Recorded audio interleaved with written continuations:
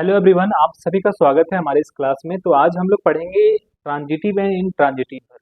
ये ट्रांजिटिव और इनट्रांजिटिव होता क्या है, इसके बारे में हम लोग डिटेल इस क्लास में कवर करने वाले हैं। तो सभी से रिक्वेस्ट है, आप सभी को हमारी क्लास में बने रहिएगा। ओके। और इस टॉपिक को हम लोग समझेंगे इसमें पूरे बढ़िया से। एक सेकेंड, मैं थोड़ा इसका पेन को ढूंढ लेता हूँ। Where is it? हाँ, मिल गया। क्योंकि मैं काफ़ी दिनों के बाद क्लास ले रहा हूँ तो थोड़ी सी डिस्टर्बेंस हो रही है, और कोई इशू नहीं है। तो हम लोग समझते हैं व्हाट इज ट्रांजिटिव वर्ब। सबसे पहले यहाँ पर आपको दिख रहा होगा वर्ड ट्रांजिटिव, है ना। तो ये ट्रांजिटिव वर्ब होता क्या है? तो ये ट्रांजिटिव वर्ब, इसका यहाँ देखिए, यहाँ पर जो डेफिनेशन दिया हुआ है, the definition of the year that is transitive verb is a verb. Transitive verb क्या है? एक वर्ब है that acts on a someone or something and therefore takes direct object. कि एक ट्रांजिटिव वर्ब एक तरह का वर्ब है दैट एक्ट, जो काम करता है किस पर? समवन, किसी पर, और समथिंग, किसी चीजों पर, and therefore takes a direct object. इसलिए यहाँ पर जो ऑब्जेक्ट होते हैं वो डायरेक्ट ऑब्जेक्ट होते हैं। मीन्स इसका मतलब होता है the thing being acted upon, जिस पर काम किया जा रहा है वो क्या होते हैं? डायरेक्टली पता चल जाता है हम लोगों को ट्रांजिटिव वर्ब में। यहाँ पर देखिए कुछ इसके बेसिक एग्जाम्पल है, मैंने यहाँ पर लिया हुआ है ट्रांजिटिव वर्ब के एज ए सेंटेंस।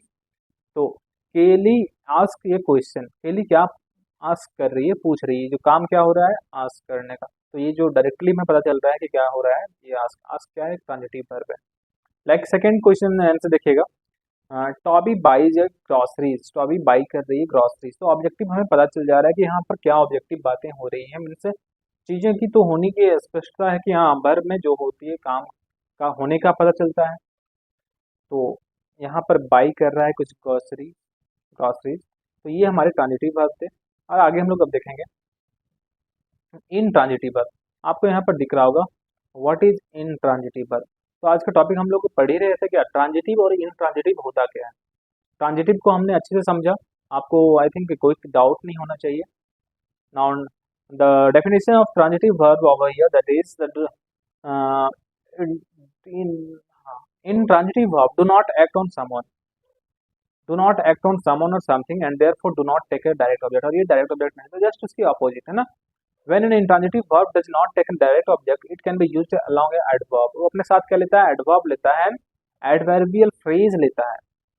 ठीक है। जैसे कि हम लोग ट्रांजिटिव वर्ब में देखा था कि वहां पर क्या होता है, वहां पर डायरेक्टली ऑब्जेक्ट लेता है ना, यहाँ पर वैसा नहीं होता है।